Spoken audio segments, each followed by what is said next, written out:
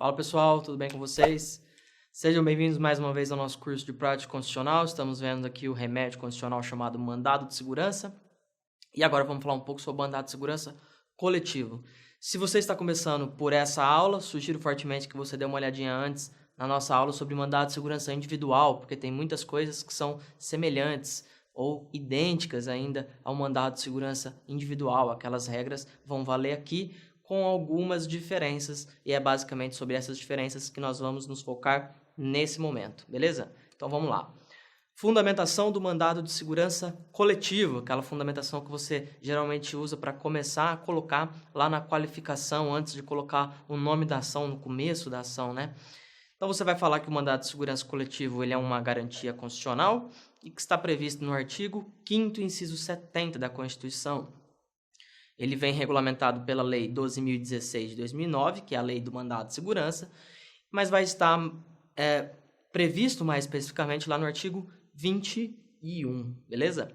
Então, olha aí, o artigo 5º, inciso 70, vai dizer: o mandado de segurança coletivo pode ser impetrado por, letra A, partido político com representação no Congresso Nacional, letra B, organização sindical, entidade de classe ou associação legalmente constituída e em funcionamento há pelo menos um ano, em defesa dos interesses de seus membros ou associados.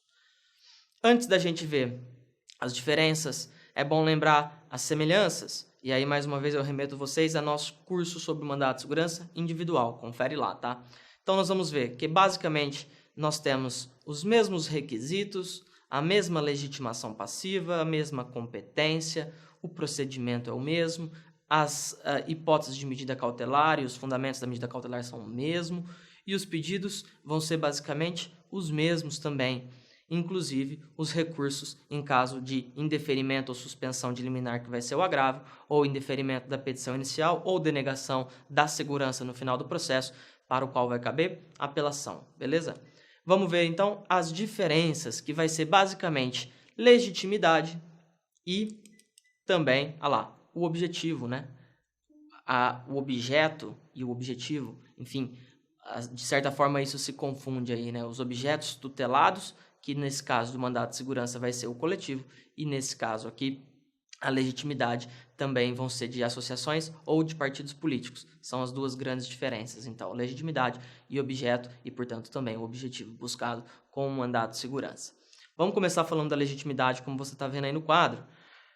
O artigo 21, ele vai remeter aquilo que está escrito no artigo 5º, inciso 70 da Constituição Federal, e vai dizer que o mandado de segurança coletivo pode ser impetrado por partido político com representação no Congresso Nacional na defesa de seus interesses legítimos relativos a seus integrantes ou finalidade partidária. Para aí, essa é a parte do artigo 21, a primeira parte que remete à letra A do artigo 5º, inciso 70 da Constituição Federal. Então, o partido político com representação, o que é partido político com representação no Congresso Nacional?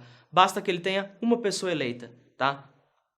Seja ele da Câmara dos Deputados, seja um senador. Se tiver um representante eleito, senador ou deputado, nós temos um partido político com representação apto, a princípio, a manejar um mandato de segurança coletivo. E o objetivo, nesse caso, é a defesa dos filiados em questões políticas e ainda a defesa da finalidade partidária. Então, não cabe sempre ao partido político, em mandado de segurança coletivo, querer defender direito líquido certo de todo mundo, por exemplo, né? Isso já foi inclusive decidido pelo STJ, né? Não pode um partido político entrar como se estivesse representando toda a população brasileira. Ele tem que entrar fazendo a defesa dos seus filiados e relativo a questões políticas. Aí ele pode manejar o mandado de segurança coletivo, ou ainda quando ele estiver manejando no sentido de fazer uma defesa da finalidade partidária. Beleza? A segunda hipótese que está prevista no artigo 21 é aquela que remete ao artigo 5º, inciso 70, letra B, a linha B da Constituição Federal, que vai dizer que o mandado de segurança também pode ser impetrado por organização sindical, entidade de classe ou associação legalmente constituída e em funcionamento há pelo menos um ano, em defesa de direitos líquidos e certos da totalidade ou de parte dos seus membros ou associados, na forma dos seus estatutos e desde que pertinente às suas finalidades, dispensada para tanto autorização especial. Então veja, mais uma vez, nós temos a possibilidade de um mandado de segurança coletivo e que vai ser manejado por entidades sindicais, entidades de classes e associações. Para que elas possam manejar esse mandado de segurança coletivo, primeiro, elas devem estar legalmente constituídas, devem estar registradas lá nas repartições públicas. Elas devem atuar na defesa dos seus membros ou associados. O objetivo do mandado de segurança coletivo por parte dessas entidades é, então, a defesa de direito líquido e certo dos seus membros, dos seus associados.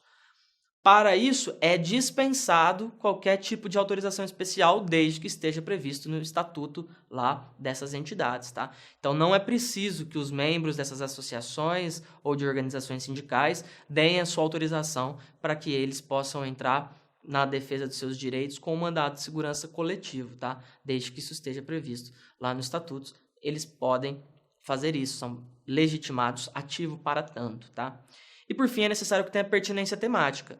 Não pode uma determinada associação de classe relativa a um assunto A entrar com um mandado de segurança visando um assunto B, porque a associação ela se refere ao tema A e não ao tema B. Então é necessário que tenha pertinência temática, tá? Não pode o sindicato dos pescadores implementar um mandado de segurança visando um direito de defesa do sindicato das pessoas que trabalham em empresas automobilísticas, por exemplo, né? Dando um exemplo aqui de cabeça, assim.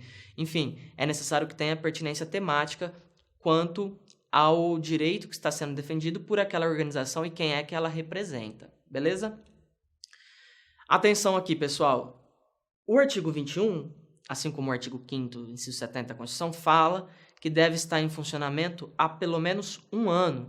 Essa exigência de estar em funcionamento há pelo menos um ano para poder entrar com mandado de segurança coletivo só se aplica às associações. É exclusividade dessa categoria de associações, tá? Entidades de classe ou organizações sindicais estão dispensadas dessa exigência de estar em funcionamento há pelo menos um ano. Objetivo aqui, que se confunde um pouco com o objeto, né? O objeto dessa ação é, então, a defesa dos direitos coletivos. E aí, o mandado de segurança coletivo, no artigo 21, vai trazer duas hipóteses. Aquela em que se protege direitos coletivos e aquela dos individuais homogêneos. Vamos ver cada um delas. Os direitos coletivos são, assim, entendidos, como diz a lei, aqueles transindividuais de natureza indivisível de que seja titular grupo ou categoria de pessoas ligada entre si ou com a parte contrária por uma relação jurídica básica. O que quer dizer isso? Significa que são aqueles direitos que pertencem a todos, em conjunto e simultaneamente. Você não consegue dividir o objeto, nem consegue dividir o direito, não pertence a mais para um, menos para outro. Todos aqueles que cumprem determinada titularidade de grupo, que estejam dentro de determinada categoria, são titulares, portanto, daquele direito. Ou ainda, todos aqueles que tenham a mesma parte contrária em uma relação jurídica básica, né? Vamos dar uns exemplos aí. Por exemplo, acionistas de uma sociedade. Todos os acionistas da mesma categoria de uma sociedade têm direitos coletivos nesse sentido. Signatários de um contrato de adesão. Todos aqueles que assinaram determinado contrato de adesão, se houver uma lesão, por ilegalidade ou abuso de poder, todos esses podem ser abarcados em eventual mandado de segurança coletivo. Contribuintes de um determinado imposto, aqueles que pagam só aquele imposto relativo a determinada coisa. Condôminos de um mesmo edifício, trabalhadores de uma mesma categoria sindical, filiados de um mesmo partido. Essas pessoas, elas detêm direitos coletivos, tá? Que pertencem a todos em conjunto. Direitos individuais homogêneos são aqueles que têm origem comum e da atividade ou situação específica da totalidade ou parte dos associados ou membros do impetrante. Como assim? São direitos que, na verdade, são direitos individuais, tá? Todas aquelas pessoas têm aquele mesmo direito de forma individual. Se cada um entrar com mandado de segurança, todas elas poderiam fazer isso de forma individual. Mas é justamente para evitar que todo mundo entre, cada um, isoladamente com mandado de segurança, que a lei previu essa possibilidade. Para evitar o impacto da massa, É possível, então, foi criada essa possibilidade de entrar com um mandado de segurança coletivo para evitar essas várias ações idênticas. Então, os direitos individuais homogêneos são individuais, como diz o próprio nome, mas são iguais, todo mundo tem esse mesmo direito, ainda que ele seja individual. Por isso que diz que eles têm origem comum, ou ainda se relaciona com atividade ou uma determinada situação muito específica em que todas aquelas pessoas participaram individualmente. Por exemplo, adquirentes de produto de um mesmo lote com defeito de fabricação. Se nós estivéssemos falando de um problema a todos os consumidores, nós estaríamos falando de direito coletivo. Mas nós estamos falando só daqueles consumidores que compraram aquele produto daquele lote que teve um problema.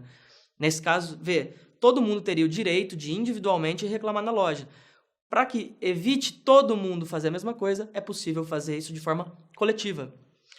Investidores de uma determinada aplicação financeira, ou então falta de acessibilidade para portadores de necessidades especiais em determinado concurso público. Então, a prefeitura de determinado município realiza um concurso público e, por falta de acessibilidade aos portadores de necessidades especiais, ela inviabiliza que essas pessoas possam realizar esse concurso. Eles podem entrar com mandado de segurança individualmente? Pode, mas eles também podem entrar com mandado de segurança coletivo se tiver legitimidade ativa para tanto, tá? Porque aí evita essas ações individuais e, portanto, fica mais fácil, né, dando economia processual. Por último, pessoal, as possibilidades de mandado de segurança coletivo podem se confundir um pouco com as possibilidades de ação civil pública, que também tutela direitos coletivos e individuais homogêneos por meio de associação legalmente constituída há pelo menos um ano. Quando chegar na sua prova, como é que você vai distinguir uma coisa da outra? Se é ação civil pública ou se é mandado de segurança coletivo? Tem uma truquezinha aí muito fácil. Você vai ver se tem discussão de prova. Se tiver que discutir prova, tiver dilação probatória, se tiver que produzir prova no meio do processo, é uma ação civil pública. Se as provas já estiverem pré-constituídas, você já sabe que elas existem, você só vai juntar ela desde o começo, você está defendendo direito líquido e certo, mandado de segurança coletivo. Beleza? Então, essas foram as diferenças. Eu fico por aqui e nós voltamos logo mais com mais mandado de segurança, direto ao ponto na parte prática. Um grande abraço e até lá.